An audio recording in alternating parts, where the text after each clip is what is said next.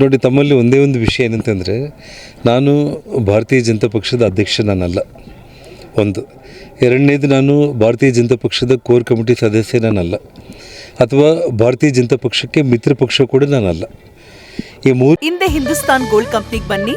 ತಾವು ಅಡ ಇಟ್ಟಿರೋ ಚಿನ್ನವನ್ನ ತಕ್ಷಣ ಬಿಡಿಸಿ ಇಂದಿನ ಆನ್ಲೈನ್ ಬೆಲೆಗೆ ಕೊಂಡ್ಕೊಂಡು ಕೂಡಲೇ ಬಾಕಿ ಹಣನ ನಿಮ್ ಕೈ ಕೊಡ್ತಾರೆ.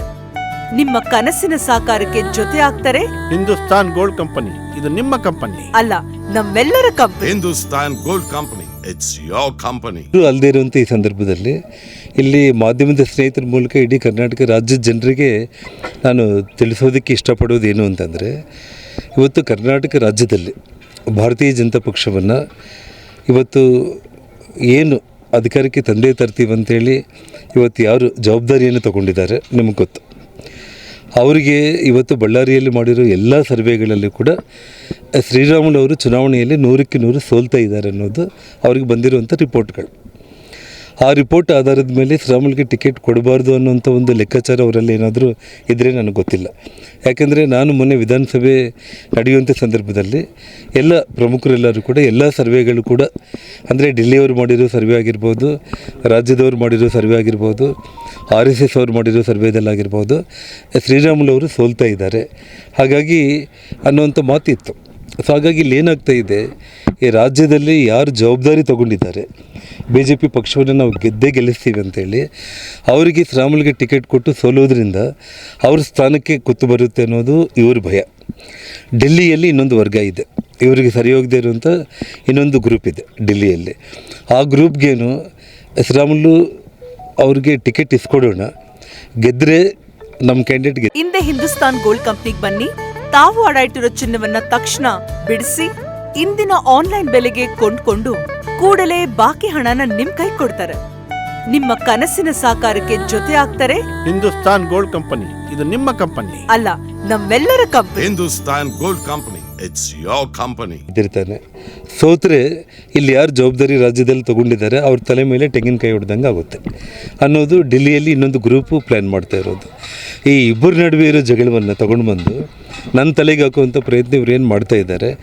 ರಾಜೀವ್ ಚಂದ್ರಶೇಖರ್ ಯಾರು, BJP ಅವರು. ಸೊ ರಾಜೀವ್ ಚಂದ್ರಶೇಖರ್ ಅವ್ರ ಮೂಲಕ ಸುವರ್ಣ TV ಚಾನಲ್ನಲ್ಲಿ ಈ ರೀತಿ ಸುಳ್ಳು ಸುದ್ದಿಗಳನ್ನ ಬಿಂಬಿಸೋದ್ರ ಮೂಲಕ ಇವತ್ತು ನನ್ನನ್ನು ಇವತ್ತು ಅನಾವಶ್ಯಕವಾಗಿ ಇದರಲ್ಲಿ ಎಳೆಯುವಂಥ ಒಂದು ಕೆಟ್ಟ ಪ್ರಯತ್ನಗಳು ಭಾರತೀಯ ಜನತಾ ಪಕ್ಷದ ಕೆಲವೊಂದು ನಾಯಕರುಗಳು ರಾಜ್ಯದಲ್ಲಿ ಮತ್ತು ದೆಹಲಿಯಲ್ಲಿ ಮಾಡ್ತಾ ಇರೋದು ತುಂಬ ನೋವಿನ ಸಂಗತಿ. ಇಂಥದ್ದನ್ನು ಹೀಗೆ ಮುಂದುವರಿಸಿದರೆ ನಾನು ಭಾಳ ಗಂಭೀರವಾಗಿ ನಾನು ಇನ್ನೂ ಮಾತಾಡಬೇಕಾಗುತ್ತೆ. ಯಾವ ವಿಚಾರ ಹೇಳಿದ್ದಾರೆ ಶ್ರೀರಾಮುಲು? ಶ್ರೀರಾಮುಲು ನಿಮಗೆ ಹೇಳಿದ್ದಾರೆ? ನಿಮಗೆ ಹೇಳಿ, ತಮಗೆ ಹೇಳಿದಾರ? ಕ್ಲಿಪ್ ತೋರಿಸ್ರಿ ನನಗಿಲ್ಲಿ, ತೋರಿಸಿ ನನಗೆ ಇವಾಗ ಕ್ಲಿಪ್ ತೋರಿಸಿ ನನಗೆ. ಎಲ್ಲಿ ಹೇಳಿದ್ದಾರೆ ಶ್ರೀರಾಮುಲು ಅವರು? ಅನಾವಶ್ಯಕವಾಗಿ ಇದನ್ನು ರಾಜೀವ್ ಚಂದ್ರಶೇಖರ್ ಅವ್ರ ಮೂಲಕ ಡೆಲ್ಲಿ ಮತ್ತು ಬೆಂಗಳೂರಲ್ಲಿರೋ BJP ಎರಡು ವರ್ಗಗಳು, ಅವರಲ್ಲಿರೋ ವೈರತ್ವ, ಅವರಲ್ಲಿರೋ ಶತ್ರುತ್ವಗಳು ನಿಮ್ಗೆ ಗೊತ್ತು ಯಾರು ಅಂತೇಳಿ ನಾನೇನು ಹೆಸರು ಹೇಳೋ ಅವಶ್ಯಕತೆ ಇಲ್ಲ. ಈ ರಾಜ್ಯದಲ್ಲಿ ಯಾರಿಗೆ ಜವಾಬ್ದಾರಿ ಇದೆ ಅವ್ರಿಗೂ, ಡೆಲ್ಲಿಯಲ್ಲಿ ಯಾರು ಇದಕ್ಕೆಲ್ಲ ಕಿರುಕುಳ ಮಾಡ್ತಾ ಇದ್ದಾರೆ ಅವರಿಬ್ಬರು ಜಗಳದಲ್ಲಿ ಕಂಪ್ಲೀಟ್ ಏನು ಇವಾಗ ಇಲ್ಲಿ ಯಾರಿಗೂ ಜವಾಬ್ದಾರಿ ಕೊಟ್ಟಿದ್ದಾರೆ. ನಾವು 28ಕ್ಕೆ 28 ಗೆಲ್ಲಿಸ್ತೀವಿ ಅಂತ ಇವ್ರು ಚಾಲೆಂಜ್ ತೊಗೊಂಡು ಜವಾಬ್ದಾರಿ ತೊಗೊಂಡಿದ್ದಾರೆ. ಅವ್ರು ಫೇಲ್ ಆಗಬೇಕಂತ ಡೆಲ್ಲಿಯಲ್ಲಿ ಇನ್ನೊಬ್ಬರು ಕೂತ್ಕೊಂಡು ಅಲ್ಲಿ ವರ್ಕೌಟ್ ಮಾಡ್ತಾ ಇದ್ದಾರೆ. ನಿಮ್ದು ಯಾವುದೇ ಇದೆಯಲ್ಲ ಸರ್? ನನಗೇನು ಸಂಬಂಧ? ನನಗೆ ಭಾರತೀಯ ಜನತಾ ಪಕ್ಷಕ್ಕೆ ಜನಾರ್ದನ್ ರೆಡ್ಡಿಗೆ ಏನು ಸಂಬಂಧ? ಕಲ್ಯಾಣ ಇರ್ಬೋದು. ನಾನು ಹೇಳ್ತಾ ಇರೋದು ಸ್ನೇಹ ಬೇರೆ, ಇವತ್ತು ರಾಜಕೀಯನೇ ಬೇರೆ. ಇವತ್ತು ನಾನು ಕಲ್ಯಾಣ ರಾಜ್ಯ ಪ್ರಗತಿ ಪಕ್ಷದ ಪರವಾಗಿ ನನ್ನ ಗಂಗಾವತಿ ವಿಧಾನಸಭಾ ಕ್ಷೇತ್ರ, ನನ್ನ ಪಕ್ಷ 28 ಇವತ್ತು ನಾನು ಅಧಿಕಾರಕ್ಕೆ ಬರಬೇಕು ಯಾವುದೇ ಕಾರಣಕ್ಕೂ ಅನ್ನೋಂಥ ಗುರಿ ಇಟ್ಕೊಂಡು ನಾನು ಕೆಲಸ ಮಾಡ್ತಾಯಿದ್ದೇನೆ. ಹಾಗಾಗಿ ಅನಾವಶ್ಯಕವಾಗಿ ಇಂಥ ಸುಳ್ಳು ಸುದ್ದಿಗಳನ್ನ ಪ್ರಚಾರ ಮಾಡೋದ್ರ ಮೂಲಕ ಅಂಥ TV ಚಾನೆಲ್ಗಳ ಗೌರವನೇ ಹಾಳಾಗೋಗುತ್ತೆ. ಅದು ಮಾಡಬಾರ್ದು.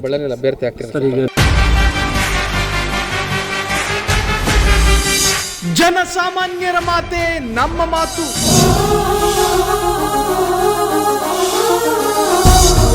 ಜನಸಾಮಾನ್ಯರ ದಾರಿಯೇ ನಮ್ಮ ದಾರಿ.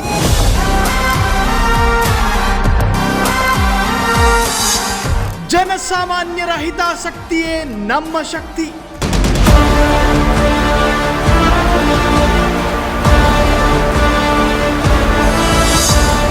ಫ್ರೀಡಂ TV ಶೀಘ್ರದಲ್ಲೇ ನಿಮ್ಮ ಮನೆಗೆ